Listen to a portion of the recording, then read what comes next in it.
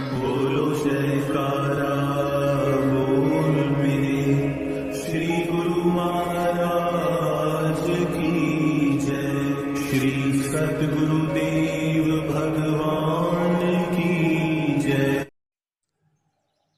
गुरुमुखो, एक बार भगवान श्री रामचंद्र जी के अनन्य सेवक हनुमान जी आठों पहर भगवान के ध्यान में निमग्न रहते थे। उनके मन में सदैव भगवान को प्रसन्न करने की ही लगन लगी रहती थी। एक बार उन्होंने माता सीता को अपनी मांग में सिंदूर भरते हुए देखा तो उत्सुक हो पूछने लगे कि आप यह रंग क्यों लगा रही हैं। माता सीता ने कहा कि यह रंग मेरे रघुनाथ को भाता है, वे इसे देखकर अति प्रसन्न होते हैं, इसलिए मैं प्रतिदिन इसे अपनी मांग में लगाती हूँ। बस फिर तो हनुमान जी की प्रसन्नता का कोई पारावार न रहा। उन्हें अपने आराध्य को रिझाने का साधन जो मिल गया था, उन्होंने तुरंत ही अपने पूरे बदन को उस रंग में रंग डाला। आकर जब श्री चरणों में उपस्थित हुए तो भगवान श्री रामचंद्र जी ने उन्हें इस भेष में देखकर आश्चर्यचकित हो पूछने लगे कि आज आपने यह ऐसा रूप क्यों बनाया है। हनुमान जी ने माता सीता द्वारा भगवान को रिझाने की युक्ति वाली बात बतलाई और कहा कि सिंदूर की एक रेखा से अगर आपकी प्रसन्नता मिल सकती है तो मैंने सोचा क्यों न मैं अपने पूरे शरीर को ही इसी रंग में रंग डालूं, ताकि सदा सदा के लिए आपकी पावन प्रसन्नता का पात्र बन सकूं। भगवान उनके हृदय की सरलता एवं अपार प्रेम पर अति प्रसन्न हुए। प्रेम का मार्ग बहुत ही निराला है।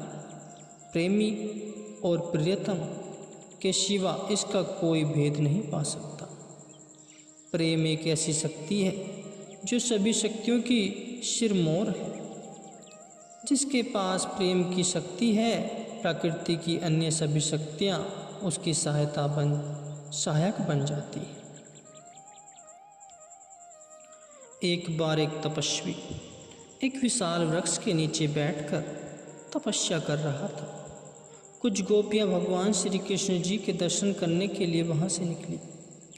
तपस्वी ने उन्हें भगवान से प्रार्थना कर यह पूछने के लिए कहा कि भगवान उसे दर्शन कब देंगे। गोपियाँ जब भगवान के पास पहुँची तो उन्होंने उस तपस्वी की विनती भगवान को कह सुनाई। भगवान ने उत्तर दिया कि उस तपस्वी को कहना कि वह जिस वृक्ष के नीचे बैठकर तपस्या कर रहा है, उस वृक्ष के जितने पत्ते हैं उतने वर्ष उपरांत उसे दर्शन होंगे। गोपियों ने वापस लौटते समय भगवान के वचन उस तपस्वी को जा सुनाए।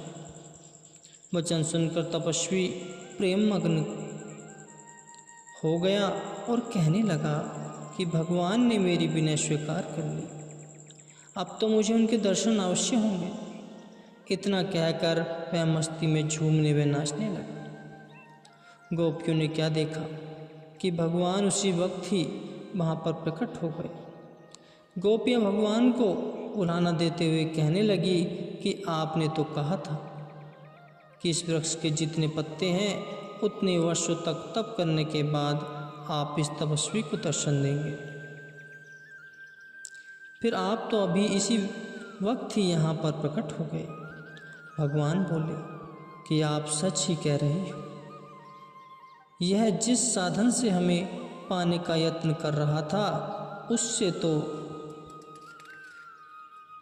इसे अवश्य ही इतने वर्ष लग जाते, किंतु आपके द्वारा दर्शन होने का संदेश सुनकर यह इतना प्रेम मग्न हुआ कि इसे अपने तन बदन की भी कोई सुधि नहीं रही, क्योंकि अब यह तप का मार्ग छोड़कर प्रेम मार्ग पर चल पड़ा है। इसलिए मुझे तुरंत ही यहाँ आकर इसे दर्शन देकर कृतार्थ करना पड़ा।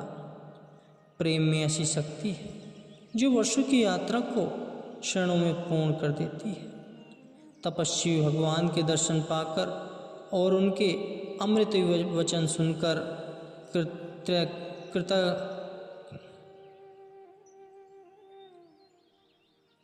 तपस्वी भगवान के दर्शन पाकर और उनके अमृतमय वचन सुनकर धन्य हो गया। प्रेम कोई साधारण वस्तु नहीं, यह किसी भाग्यशाली प्राणी को कई जन्मों की कमाई के पश्चात प्राप्त होती है।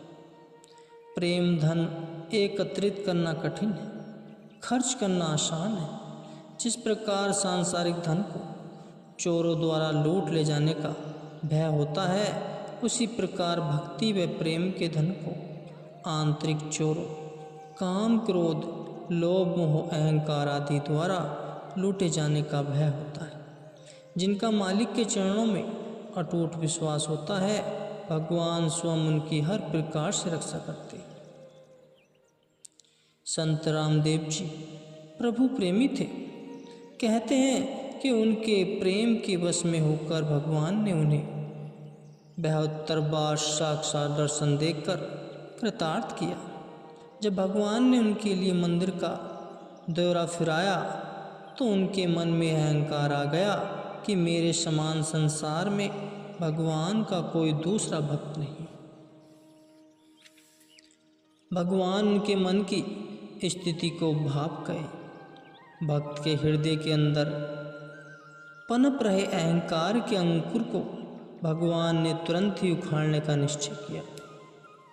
भगवान ने नामदेव जी को अपने अनन्य भक्त रांका बांका के घर जाने का आदेश दिया। आज्ञा पाकर नामदेव जी उनके घर की ओर रवाना हुए। पूछताछ करते हुए आखिरकार उनकी झोपड़ी में जा पहुँचे। अंदर जाकर देखा कि एक पुरानी चारपाई पड़ी थी, जिस पर एक फटी हुई कुदड़ी बिछी हुई थी। झोपड़ी में एक लड़की बैठी थी जो पत्थर पर हल्दी घिस रही थी। नामदेव जी ने उस लड़की से पूछा, क्या राका बाका यहीं रहते हैं? उसने सिर हिलाकर कहा, हाँ रहते तो यहीं हैं, पर अभी भगवान के साथ किसी कार्यवश बाहर गए। नामदेव जी ने पूछा, तुम यह क्या कर रही हो? लड़की बोली, भगवान के कंधे में चोट लगी है, मैं उनके लिए यह लेप तैयार कर रही हूँ। नामदेव जी ने व्याकुल होकर पूछा कि भगवान को चोट कैसे लग गई? लड़की ने थोड़े रोष में आकर कहा, नामदेव नाम का भगवान का कोई भक्त है, उसमें सहनशीलता नाम मात्र को भी नहीं।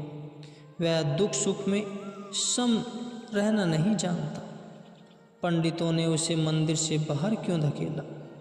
वह भगवान के सामने रो रो कर उन्हें उल्हाने देने लगा। भगवान ने उसकी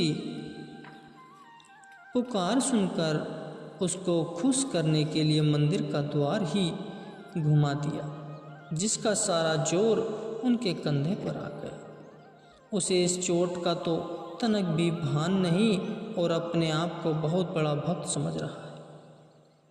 अभी यह वार्तालाप चल ही रहा था कि भगवान ने कराहते हुए उस झोपड़ी में प्रवेश किया और उस लड़की से कहने लगे कि अगर लेप तैयार हो गया हो तो शीघ्रता से हमारे कंधे में लगाओ, हमें बहुत दर्द हो रहा है। लड़की ने तुरंत ही वह लेप भगवान के कंधे पर लगा दिया। यह सब दृश्य देखकर नामदेव जी का अहंकार पल भर में ही गायब हो गया। वे भगवान के चरणों में गिरकर क्षमा याचना करने लगे। भगवान ने उन्हें क्षमा करके भक्ति की शिक्षा दी, वह दुख सुख में सम रहने का उपदेश दिया और फरमाया कि दुख सुख में सम रहने से ही, एक समान रहने से ही भक्ति दृढ़ होती है। इसी कारण ही अपने भक्तों को इस मार्ग में पुख्ता करने के लिए मैं उन्हें कभी सुख और कभी दुख प्रदान करता हूँ। नामदेव जी ने पूछा कि राका बाका कहाँ है? मेरी उनसे भेंट कैसे होगी? भगवान बोले, वे अपने जीवन निर्वाह के लिए जंगल में से लकड़ियाँ एकत्रित करने गए। नामदेव जी भगवान से विनय करने लगे कि वे आपके परम भक्त हैं, फिर आप उन्हें धन धान्य से भरपूर करके उनकी दरिद्रता दूर क्यों नहीं कर देते।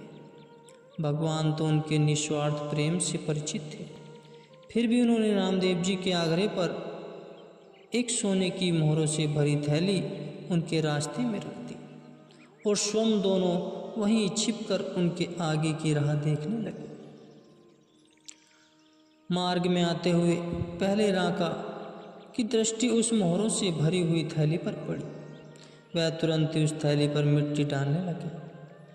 इतनी देर में पीछे से उनकी पत्नी बांका भी वहाँ आ गई और पूछने लगी कि आप यह मिट्टी किस पर डाल रहे हो। राका बोले कि यहाँ मोहरों से भरी थैली पड़ी थी। मैंने सोचा कि मोहरें देखकर कहीं तुम्हारा मन चलायमान होकर भक्ति से विमुख न हो जाए, इसलिए मैं इन पर मिट्टी डाल रहा था। बांका बोली कि हे नाथ, आपकी दृष्टि में ये मोहरें होंगी, लेकिन मेरी दृष्टि में तो ये मिट्टी ही है। फिर मिट्टी पर मिट्टी डालने से क्या लाभ। भगवान और नामदेव जी ने उनकी सब बातें सुन रहे थे। उनके भक्ति भाव और वैराग्य के परिपूर्ण ऐसे विचार सुनकर भगवान उन पर अत्यधिक प्रसन्न हुए। उनका भगवान के प्रति अमित प्रेम में श्रद्धा देखकर रामदेव जी भी कृत्य हो गए और मन ही मन उनके अद्भुत प्रेम की सराहना करने लगे। इन प्रमाणों से सिद्ध होता है कि भगवान केवल भक्ति के प्रेम से ही प्रसन्न होते। शबरी, राका बांका और नामदेव जी किसी ऊंचे कुल से संबंध नहीं रखते थे और न ही कोई बहुत बड़े विद्वान थे, परंतु भगवान के प्रति अपने अनन्य प्रेम के कारण वे उनके कृपा पात्र थे।